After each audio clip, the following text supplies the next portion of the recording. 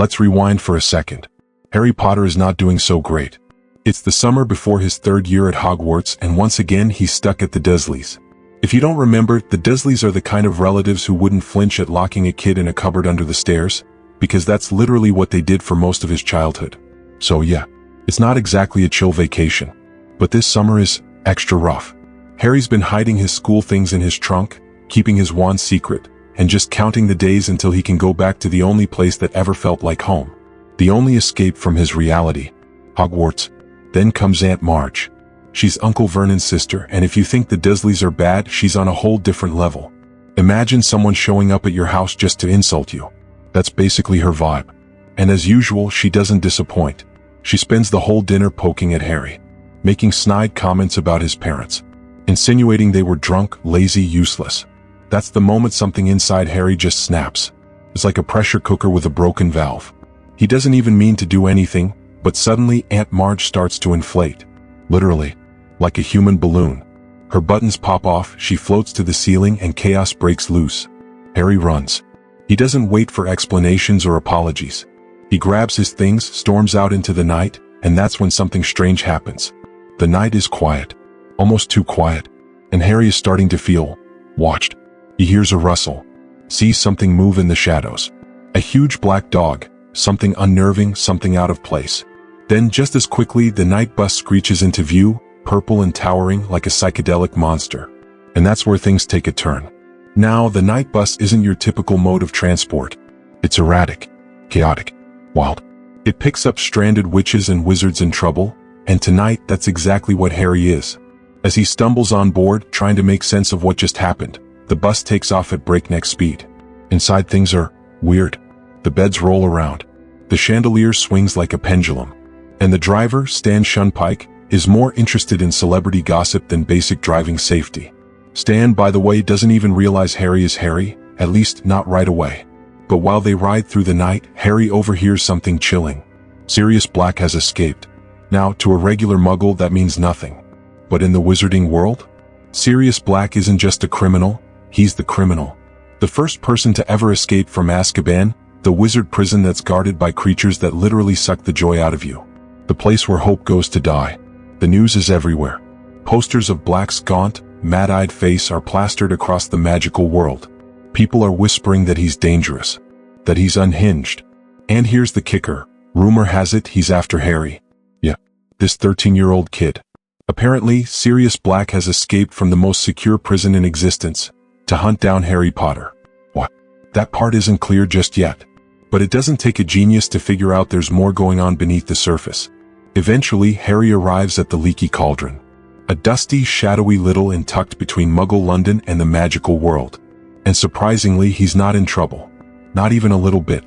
In fact, Cornelius Fudge, the Minister of Magic himself, is weirdly understanding. He brushes off the whole blowing up your aunt thing. No punishment. No wand snapped in half. No trial. Just be careful and stay inside. It's suspicious. Harry doesn't get it. The ministry has always been strict, especially with underage magic. But this time, nothing. It's like they're afraid of losing him, or afraid of something happening to him. So Harry spends the rest of the summer in Diagon Alley, eating ice cream, wandering the shops, reading about broomsticks and magical creatures. For once, he gets a taste of what life could be like if he wasn't always surviving. Soon, Ron and Hermione show up, and the Golden Trio is reunited. But there's tension just under the surface. Ron's rat, Scabbers, looks ill. Hermione's cat, Crookshanks, keeps chasing him like prey. And Hermione's been keeping secrets. She's carrying more books than usual. She's distracted. Something's off. Then, just before school starts, Harry overhears another strange conversation. Mr. and Mrs. Weasley are whispering in private, thinking Harry's not around. But he hears every word. Sirius Black isn't just some random criminal. He was a friend of Harry's parents. More than that, he was supposedly the one who betrayed them. The one who told Voldemort where they were hiding. The reason they're dead. And now he's coming for Harry. It hits like a gut punch. Everything Harry thought he knew, about his parents, about their friends, about who's trustworthy, is now up in the air. And this shadow of Sirius Black, this ghost of the past, is creeping into his third year like a storm cloud. The Hogwarts Express is supposed to be safe, familiar. A moment of calm before the chaos of school. But not this time. As they ride through the countryside, night falls, and the train suddenly grinds to a halt. The lights go out, the windows frost over, and then they feel it. A presence. Cold. Heavy. Like gravity itself is weighing them down. The compartment door slides open, and standing there is a creature that doesn't speak, doesn't move, just breathes in silence. A Dementor. The air turns to ice. Harry hears screaming, his mother's voice echoing in his ears. He collapses. Everything goes black. When he wakes up, he's surrounded by concern. But the feeling lingers. The emptiness. The fear. Like a part of him was drained away and hasn't come back. Professor Lupin, the new defense against the dark arts teacher, had stepped in just in time. He drove the creature away. Quiet, mysterious, kind, Lupin is unlike any other teacher Harry's had. And he just saved his life. But the message is clear. Dementors are now guarding Hogwarts. Why? Because the Ministry believes Sirius Black is coming. And they're willing to let soul-sucking monsters roam the grounds just to keep him out. Back at school the year begins, but it's anything but normal. The fat lady's portrait, which guards the entrance to Gryffindor Tower, is found slashed. She refuses to return, terrified. And the only word she can say is, Sirius. Whispers ripple through the halls. Some students are excited, there's drama in the air. Others are scared. And Harry? He's stuck in the middle. He's the target. The boy who lived is now the boy being hunted. Meanwhile, classes are a strange mix of terrifying and hilarious. Divination is a chaotic mess of vague predictions and teacup drama. Professor Trelawney keeps insisting Harry is doomed, which is not the most encouraging start to a semester. Care of magical creatures introduces them to hippogriffs, noble, dangerous beasts with wings, claws, and a strict sense of honor. Buckbeak, one of them, actually lets Harry ride him. It's a breathtaking moment. For the first time in weeks, Harry feels free. But of course things spiral fast. Malfoy, ever the arrogant little parasite, insults Buckbeak and gets attacked. Barely a scratch, really, but he plays it up. Acts like he was mauled by a dragon. His father, Lucius Malfoy, uses it as ammunition. And soon there's a hearing. A possible execution. That's how things go in Harry's world. 1 second you're flying on a magical creature, and the next you're watching that creature's life hang in the balance. And still, Sirius Black hasn't made his move. Yet. Let's pick up where we left off. It's the start of third year, and the energy around Hogwarts is strange. Almost electric. There's an edge in the air that wasn't there before. Everyone's watching their backs. Even the portraits seem uneasy. Sirius Black is out there. Somewhere. And the Dementors aren't making things any easier. Their presence around the school is suffocating. They hover near the entrances, glide across the grounds. Even though they're supposed to be protecting the students, it feels more like a prison than a sanctuary. Harry especially can't shake them. Every time they get near, he collapses. It's like he's being ripped open from the inside. He hears screams, his mother's voice begging for his life. He doesn't tell anyone just how bad it is, but it's clear he's haunted in a way the others aren't. So he goes to the one person he thinks might understand, Professor Lupin. Lupin, unlike most adults in Harry's life, doesn't brush off his fears or try to sugarcoat things. He explains what Dementors are, and more importantly, why they affect Harry more than others. It's not weakness. It's memory. Dementors feed on despair. On the worst moments of a person's life. And Harry's worst memories? Well, they go deeper than most kids his age. He didn't just lose his parents. He remembers the night it happened. Even if he doesn't always know what it means. But Lupin doesn't just explain. He offers to help. He agrees to teach Harry how to fight them. How to cast a Patronus charm. A piece of advanced magic that conjures a protector made of pure positive energy. Something so powerful, it drives Dementors away. But it's not easy. The first lesson is brutal. Harry tries to summon the Patronus, but nothing happens. He passes out again. That same high-pitched screaming. The terror. The cold. Still, Lupin encourages him. This is the kind of teaching Harry's always needed, not just rules and wand work, but someone who gets it. Someone who sees the pain and doesn't look away. Meanwhile, inside the castle, secrets are starting to crack through the walls. Fred and George give Harry a gift that changes everything, the Marauder's map. Now, this isn't just any magical item. It's a literal map of Hogwarts that shows every room, every corridor, and every single person walking through it. Their footsteps, their names, all of it. And it was created by 4 pranksters from the past. Moony, Wormtail, Padfoot, and Prongs. Harry doesn't know who they are yet. But the map? It's a game changer. It lets him sneak into Hogsmeade, the nearby wizarding village he's not technically allowed to visit. No permission slip? No problem. The map reveals secret passageways hidden behind bookshelves and beneath statues. And Hogsmeade? It's magical in a totally different way. Butterbeer, joke shops, haunted shrieking shacks. It's the first time Harry gets to experience the world beyond Hogwarts. Just being a kid. With Ron and Hermione. Laughing, exploring. But even here, the past has claws. In one visit, Harry overhears a group of teachers and ministry officials talking about Sirius Black again. But this time it's not just about him being dangerous. It's personal. Because Sirius Black wasn't just any Death Eater. He was Harry's godfather. Let that sink in. The man who betrayed Harry's parents. The man who told Voldemort where they were hiding, the reason they died, was also the person who was supposed to protect Harry if anything ever happened. The betrayal runs deep. Deeper than Harry ever expected. He walks back to the castle that night in a fog. Rage, confusion, grief, all tangled up inside. For Harry, this isn't just about survival anymore. It's not about school or exams or magic tricks.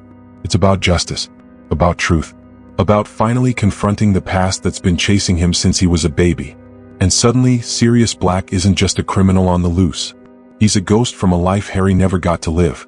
But while Harry wrestles with these revelations, the school keeps moving forward. There are classes, exams, Quidditch matches, and for a brief moment things feel almost normal, until they don't. It happens after a big match, Gryffindor versus Hufflepuff. The sky is dark, the rain is relentless, and as Harry flies higher, chasing the snitch, he feels it again. The cold, the emptiness, Dementors. A whole swarm of them invade the pitch. Hundreds, swooping in like shadows with jaws. Harry tries to stay up, but the voices come back. The screaming. The fall. He blacks out midair. Wakes up in the hospital wing with a broken broom and another scar on his psyche. Everyone says he should be proud, he survived. But it doesn't feel like survival. Feels like failure. Like the past is winning. The broom, a gift from Sirius before he knew who he really was, is destroyed. Splintered by the Whomping Willow. Just another thing taken by this invisible war. But Harry doesn't give up. He goes back to Lupin.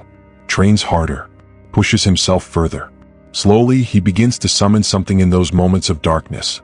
A flicker of light. A shape. It's not a full Patronus yet, but it's something. And it's more than he had before. Then comes Christmas. And with it, a sense of bittersweet peace. Hogwarts, covered in snow, is breathtaking. The great hall glows with candles and enchanted ornaments. But Harry, as always, feels the ache of absence. No family. No letters from home. Just him and a few others who stayed behind. But there's one gift that changes everything. An anonymous package. Inside. The firebolt. The fastest, most advanced broomstick in the wizarding world. No note. No sender. Just the broom. Everyone is stunned. Ron is ecstatic. Hermione is suspicious. She tells McGonagall. She's worried the broom might be cursed. That it's from Sirius Black. That it could hurt Harry. And that's when the rift begins. Ron sides with Harry. Hermione, trying to protect them, is suddenly seen as the enemy. The trio, usually so tight, begins to fracture. Little things become big arguments. Crookshanks and Scabbers don't help. The cat keeps chasing the rat, and Ron insists Hermione's pet is out to kill his. It's petty. It's childish. But it's also real. Because beneath the magic and the danger, these are still kids. Still trying to figure out who they are. What friendship means. And how much you're willing to forgive when someone you love breaks your trust. Back in class, things aren't much better. During one divination lesson, Professor Trelawney has a strange moment. A real one. Her eyes glaze over. Her voice shifts. And she delivers a chilling prophecy. The Dark Lord's servant will return to him tonight. It sounds insane. Like another one of her dramatic predictions. But something in her voice, some truth behind the madness, sticks with Harry. Especially when things start spiraling again. One day Ron's rat, Scabbers, disappears. Just gone. Blood on the sheets. Cat hair nearby. Ron blames Crookshanks. Hermione swears her cat would never. But the friendship? Fractured even further. And while the trio drifts apart, the shadows keep moving. Because Sirius Black isn't done. And he's getting closer. By spring, things at Hogwarts feel like they're holding together with duct tape and magic. Ron's still furious over Scabbers' disappearance. Hermione's stressed beyond belief, caught between her overbooked schedule, a secret she's not ready to tell, and a best friend who won't even speak to her. And Harry? Harry is living on the edge. He's training with Lupin. He's sneaking around the castle using the Marauder's map. He's trying to understand why Sirius Black, the man who betrayed his parents, hasn't struck yet, why he's still waiting in the shadows. And then it happens. During one of his late-night wanders using the map, Harry sees something that should be impossible. A name walking the castle corridors. One that shouldn't exist. Peter Pettigrew. Yeah, Peter Pettigrew. The same man who was supposedly dead. Murdered by Sirius Black over a decade ago. Blown to pieces. All they ever found was a finger. And yet, there he is. On the map. Walking. Alive. Harry's frozen. Confused. Shaken. He brings it to Lupin, but something strange happens. Lupin doesn't react the way you'd expect. He doesn't accuse the map of malfunctioning. He doesn't say Harry's seeing things. He just takes the map. Quiet. Stern. Troubled. And Harry starts to wonder, what does Lupin know that he's not telling? Let's rewind a bit. Lupin has always seemed different from the other teachers. He's calm. Thoughtful. He doesn't show off. But there's always been something off. Something he's hiding. He disappears during certain times of the month. He looks ill afterward, pale, weak, like something inside him is breaking down. And when you look at the pieces, the full moons, the secretive behavior, the quiet avoidance, you start to realize the truth. Remus Lupin is a werewolf. It doesn't make him evil.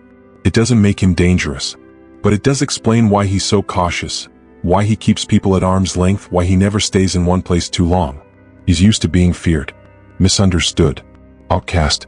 But even still, there's something else he's hiding. Because when he sees Peter Pettigrew's name on the map, he doesn't panic. He plans. Meanwhile, Hagrid's case with Buckbeak is finally reaching its conclusion. The trial didn't go well. The Ministry never cared about justice, just about appearances. And with Lucius Malfoy breathing down their necks, the result is basically written in stone. Buckbeak has been sentenced to death. Harry, Ron, and Hermione are devastated. They know it's not fair. That Malfoy exaggerated everything. But it doesn't matter. The axe is coming down. That night they go with Hagrid to say goodbye. It's a quiet, heartbreaking scene. Hagrid tries to keep it together, offering them tea and pretending he's fine. But he's not. None of them are. On their way back up to the castle, something happens. They see Scabbers. Alive.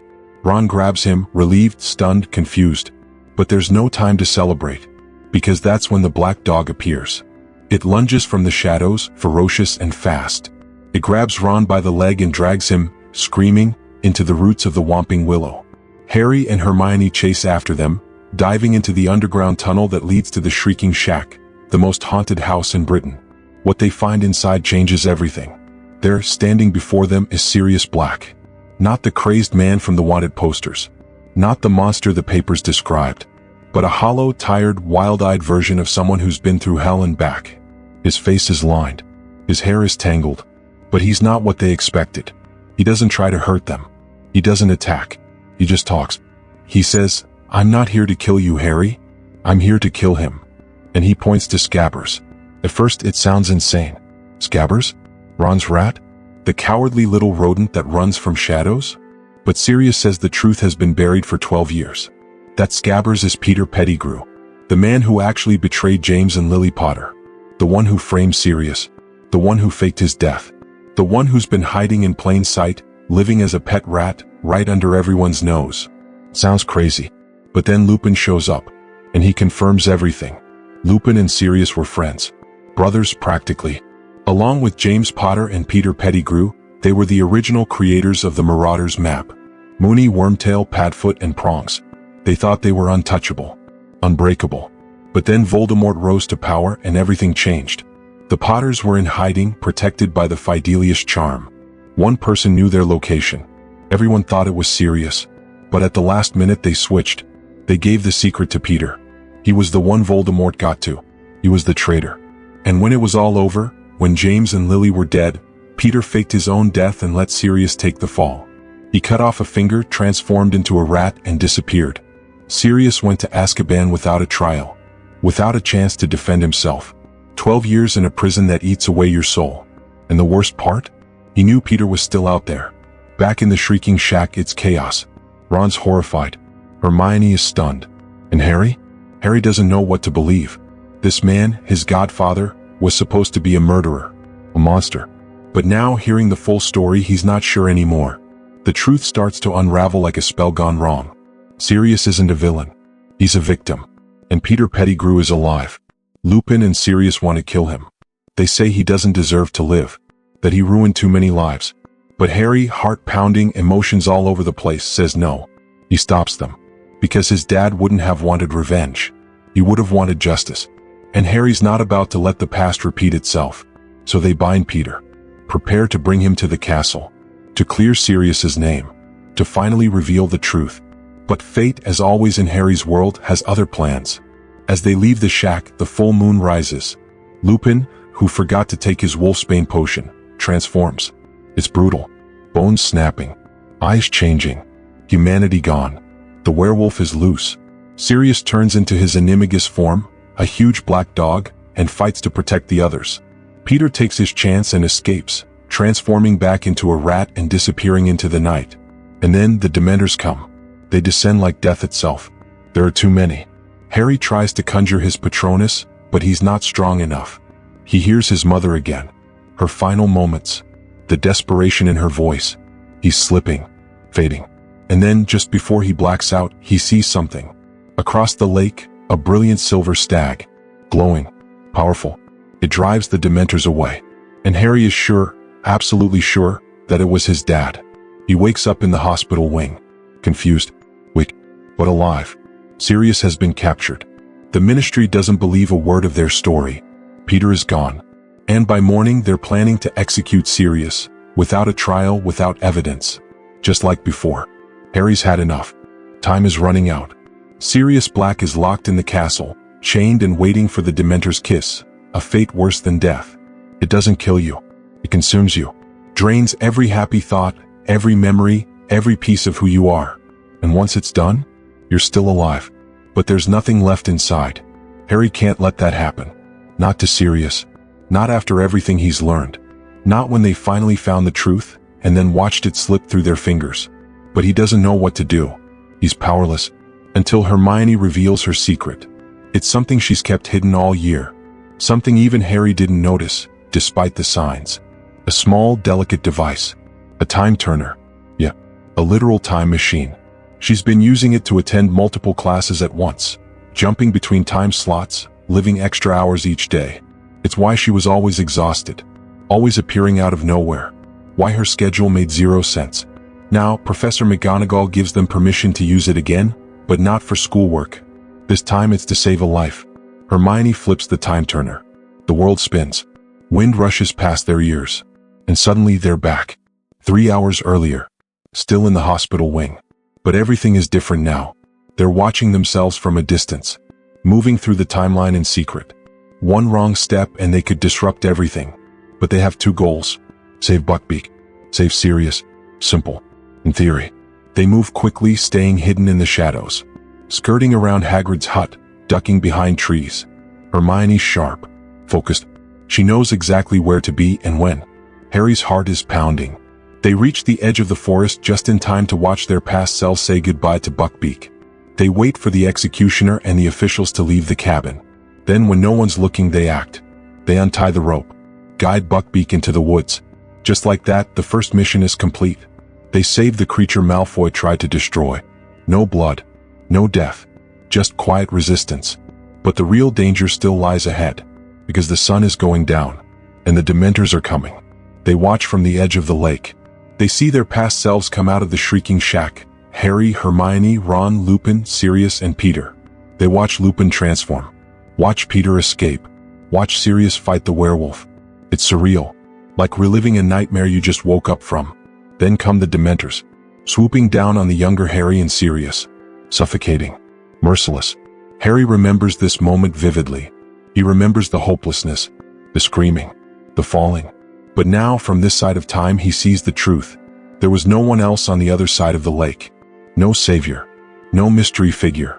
The stag Patronus, the one that saved him, wasn't cast by his father. It was him. Older Harry. This Harry. Standing here. Right now. He realizes something. He can do it. He has to do it. He steps forward. Focuses. Thinks of something powerful. Something joyful. Not just a happy memory, but a truth. that he's not alone anymore, that he has people who care. That love still exists in his life even after all the loss. He raises his wand and yells, "Expecto Patronum." A blinding silver stag explodes from the tip of his wand. It gallops across the lake, glorious, radiant, unstoppable.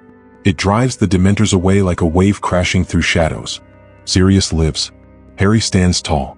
And for the first time in his life, he doesn't feel like the boy who survived. He feels like the boy who saved. They don't waste a second. As the past resets behind them, Harry and Hermione find Sirius, still trapped in the tower. Broken. Hopeless. He's expecting death. But instead he gets freedom. Harry and Hermione arrive on Buckbeak's back, the creature flapping in through the open window like a mythical beast summoned by destiny. They tell Sirius everything. He doesn't understand how they did it or why, but he knows what it means. He's not going back to Azkaban. They fly into the night. Just like that, the escape is complete. Back in the hospital wing, time snaps back into place. To everyone else, nothing has changed. But Harry and Hermione know. They bought time. Saved 2 lives. Changed the story that was supposed to be written in stone. Dumbledore gives them a small nod. A knowing smile. He's one of the few who understands what really happened, and respects them enough to keep it quiet. Because some victories are best left unspoken. The next day things are bittersweet. Sirius is gone. Free but still a fugitive. The world still thinks he's a killer. Peter is loose again. The war isn't over. And the shadows haven't lifted completely. But something is different. Because for the first time, Harry has someone. Sirius sends him a letter by owl, thanking him. Telling him the truth, that he asked Crookshanks to deliver the firebolt. That it wasn't cursed. It was a gift. His godfather, reaching out across fear and distance and time, trying to give Harry something he's never truly had. Family. And Harry writes back. It's a small gesture, but a big one. Because even though he's still returning to the Dursleys, even though he still has to endure another summer of silence and locked doors, he knows he's not alone anymore. There's someone out there who knows him, who loves him, who would fight for him. And that changes everything. Before the school year ends, Lupin resigns. Word got out that he's a werewolf. Parents are scared. The Ministry is pressuring Dumbledore. And Lupin, noble to the end, steps down without a fight. Harry is heartbroken. Lupin was the best teacher he's ever had. The only one who truly understood him. Who saw his darkness and didn't turn away. But Lupin leaves Harry with a gift, the Marauder's map. Because he knows Harry's story is far from over. And tools like that? They'll be needed again. The train ride home is filled with reflection. Ron's still bummed about Scabbers. Hermione's finally getting some sleep. And Harry? Harry feels stronger. Not because he won a battle, but because he faced something. The truth, the past, himself. And he didn't run from it. There's still danger ahead. Voldemort is still out there. Peter Pettigrew is still a threat. The world isn't safe. But for now, for just a moment, there's peace. Harry steps off the train back into the Muggle world. But this time he's not empty.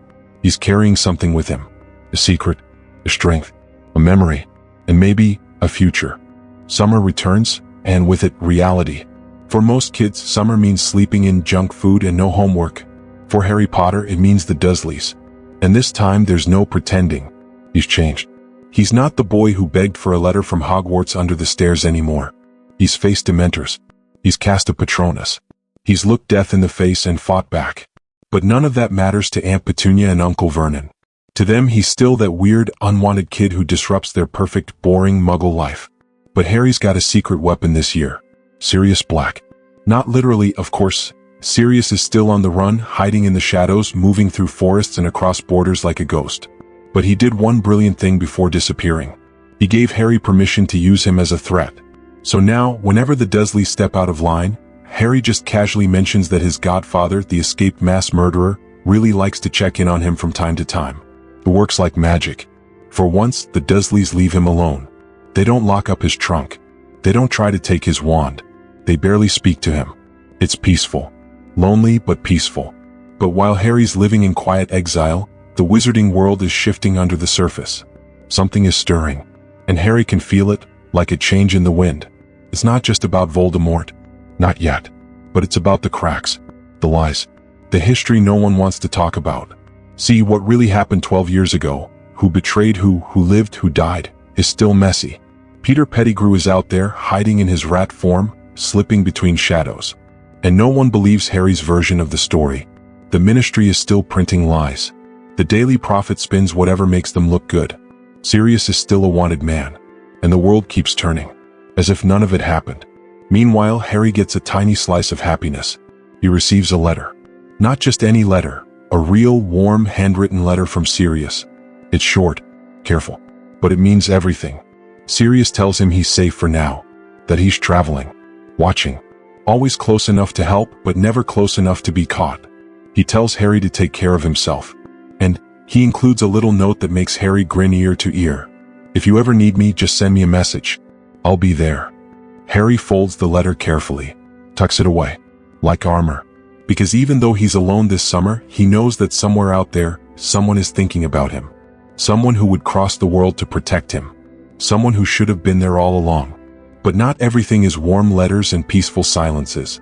Because even though Harry has grown stronger, so has the world's darkness. Dementors are still out there. They're supposed to be guarding Azkaban, but they've begun to wander, looking for more than just prisoners. And they remember Harry. They remember his magic, his light, and they're drawn to it, even from far away. It becomes clear, this year Harry isn't just stepping into another school year. He's stepping into something bigger. A chessboard that's already been set. Pieces are in place, and he doesn't even know who half of them are yet. He only knows the feeling, that same cold sensation he felt before. Before the chaos, before the loss, before the truth came unraveling. It's not over. Not even close. Back at Hogwarts, changes are happening too. Lupin is gone. Replaced by yet another defense against the dark arts professor, because that job might as well come with a cursed contract at this point. But there's something else missing too. Trust. The students are older now. Wiser. More skeptical. Last year cracked the illusion that Hogwarts is a bubble. A safe place. A sanctuary untouched by the real world. Now they know better. And Harry especially, he can't unsee what he saw. He knows what betrayal looks like. What power does to people. And how easy it is to be lied to. Even his friendships aren't exactly the same. Ron is quieter. Still loyal but less naive. Hermione is sharper. Always right, but now with a tiredness behind her eyes, like she's carrying more than she lets on. They're growing up. And so is the danger. This isn't about pranks and house points anymore. This is about truth. And who controls it. Because even though Voldemort's name hasn't been spoken aloud in a while, his absence is starting to feel like an illusion. Like a pause in the storm. And everyone knows, deep down, that he's not gone. Not really. Sirius continues to write. Little things. Updates. Teases about life on the run. But every letter carries the same unspoken message. Stay strong. Stay ready. I'll come when you need me. Harry reads each one like scripture. Because it's not just about Sirius. It's about hope.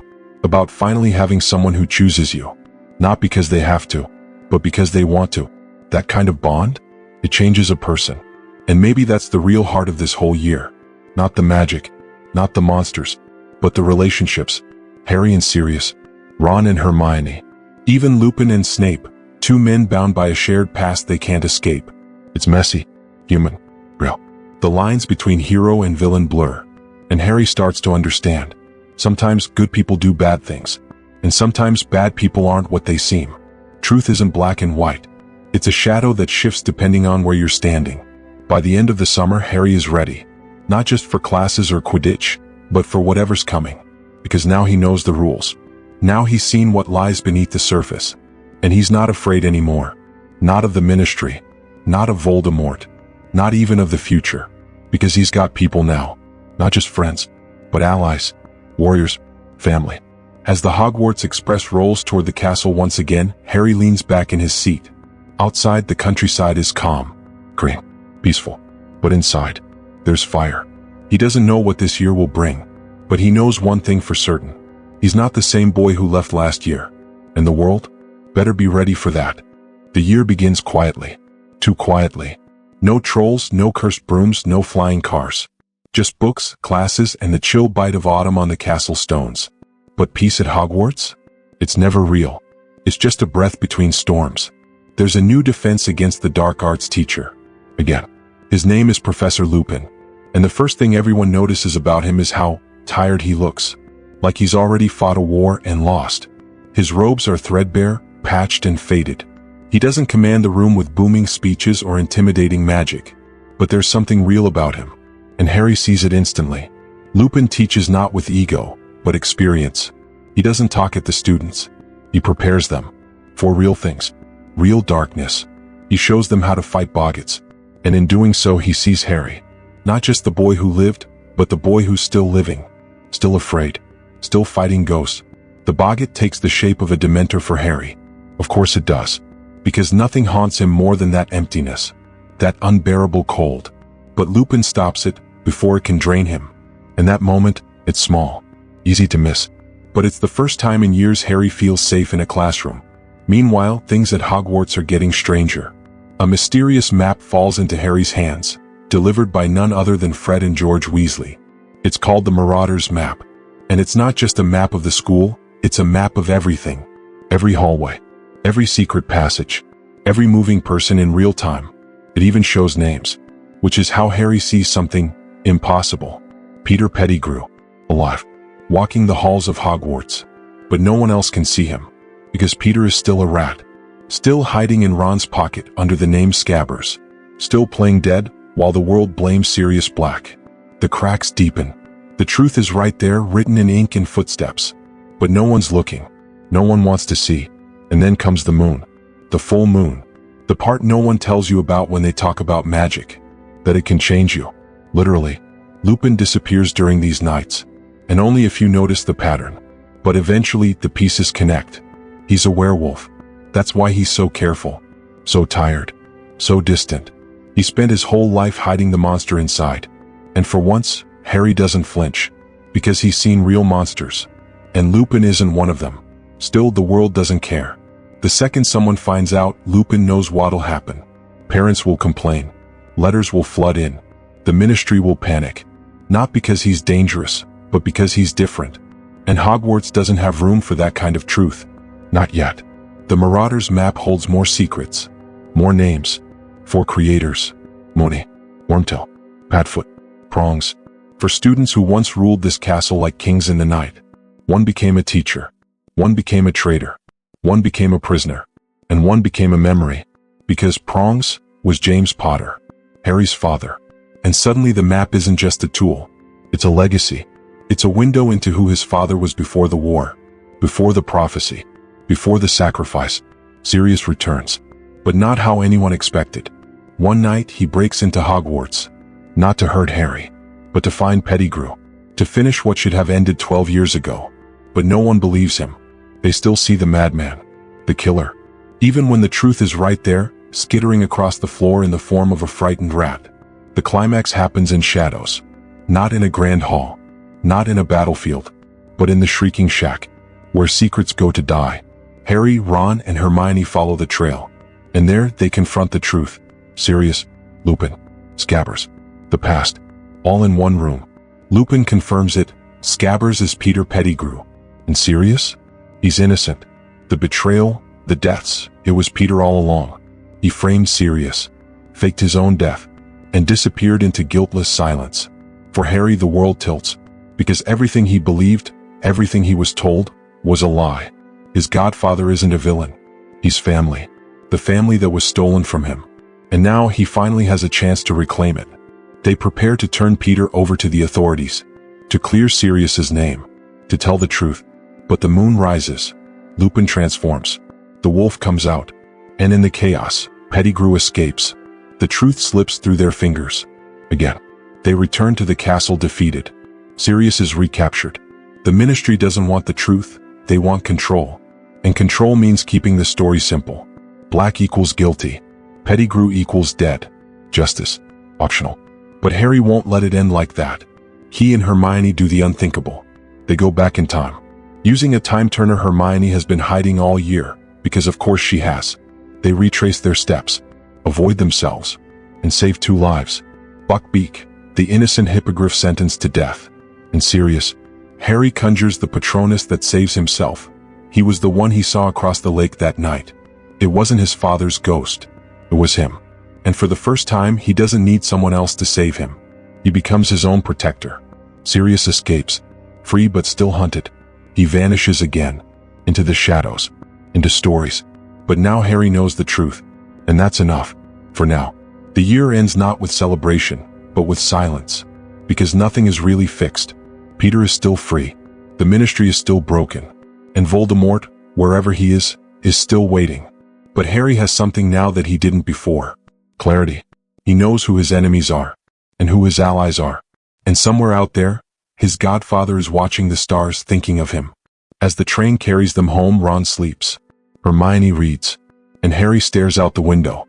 The war hasn't started yet. But the pieces are moving. The lines are being drawn. And Harry? He's no longer just a boy. He's a survivor. A seeker. A soldier in training. Because this was never just about magic. It's about truth. And whether you're strong enough to carry it when it breaks your heart. Summer comes. And Harry goes back to the Dursleys. Back to the house that doesn't feel like home. Back to the people who look at him and see a threat. A burden. A freak. But this year, something is different. He has a secret now. Not magic. Not the Marauder's map. Not even the Time Turner. No, this secret is heavier than all of that. Oh, Sirius is alive. Free. Out there. And he writes. He sends Harry a letter carried by a great dark owl. The words are simple. But behind them is something Harry's never felt before. A connection to his past that didn't die with his parents. Sirius says he'll wait. He'll keep watching from the shadows. He'll stay hidden for Harry's sake. And he signs the letter not like a godfather, but like a friend. It doesn't solve everything. Voldemort is still out there. Pettigrew is still alive. But Harry feels anchored. For once he's not alone. And maybe, just maybe, he doesn't have to face the darkness as an orphan anymore. Back at school, the weight of what happened lingers. The Ministry pretends Sirius was almost caught. They tighten security, issue statements, and spin the story. The papers print lies. The truth is too complex. Too inconvenient. A fugitive being innocent? A dead man being guilty? That doesn't sell headlines. Lupin resigns quietly. Not because he did anything wrong, but because someone exposed his secret. A parent complained, and that was all it took. Decades of strength, sacrifice, and restraint, undone in a moment. Because once people label you dangerous, nothing else matters. Not who you are, not what you've done. Just the fear they feel when they hear your name. And so he goes. He packs his few belongings and disappears. Another good man punished for surviving. When Harry finds him, Lupin is calm, resigned. But there's sadness in his eyes. He tells Harry it's better this way. That people like him aren't meant to stay long. That some monsters, even the good ones, don't get happy endings. But Harry disagrees. Because he's seen real monsters. And Lupin never was one. Before he leaves, Lupin gives something back. The Marauder's map. A gift from his past. A tool for Harry's future. It once helped 4 boys rule the night. Now it belongs to one who walks alone. But not blindly. Not anymore. The final weeks pass like fog. Classes resume. Tests are taken. Grades are given. But it all feels shallow. Because Harry has tasted something deeper this year. Truth. Grief. An agency. He stood at the edge of justice and saw it slip through his hands. He turned back time. He saved lives. And yet, he returns to a world that hasn't changed. On the train ride home, there's laughter. Sweets passed around. Cards traded. But Harry is quiet. He looks out the window, not to escape, but to remember. This year didn't have a final battle. No basilisk. No sorcerer. No resurrection stone. Just layers peeling away. Lies dissolving. And in their place, hard truths. The kind that don't shout. They whisper. They settle into your bones. And stay there. Before the train arrives, Harry receives another letter from Sirius. Inside it, a signed permission slip, so Harry can finally visit Hogsmeade next year. And a note saying, if you ever need me, just send word. I'll come. That single sentence says more than 1,000 spells. Because Harry has never had someone to call. Never had someone who would show up. Now he does. And then, there's the owl. The one Sirius sends as a gift. Small. Fierce. Silver-eyed. Harry names it Pigwidgeon. Ron protests. Hermione laughs. But Harry? He just smiles. Because naming things, choosing names, is an act of ownership. Of story building. Of identity. And Harry is finally starting to build something of his own. The year ends not with fanfare, but with stillness. Harry doesn't return home triumphant. He doesn't return broken. He returns changed. Because this was the year he learned. That the world doesn't always want the truth. That justice isn't automatic. And that sometimes, survival is an act of quiet rebellion. He didn't kill the villain. He didn't win a duel. But he looked the past in the face and didn't flinch. He stood beside people who were supposed to be monsters, and called them family. And maybe that's what real strength is. Not power, not fame, but clarity. The kind that whispers, I know who I am, even if the world doesn't. This was the year of maps and moons, of mistaken identities, of wolves and rats and secrets in the floorboards. But mostly, it was the year Harry stopped being a child who magic happened to, and became a person who shapes it, who bends time to protect the innocent, who questions what he's told, who believes in people no one else will. And somewhere far away under a fractured sky, a man with hollow eyes and a haunted soul watches the stars and knows his godson is coming into his own.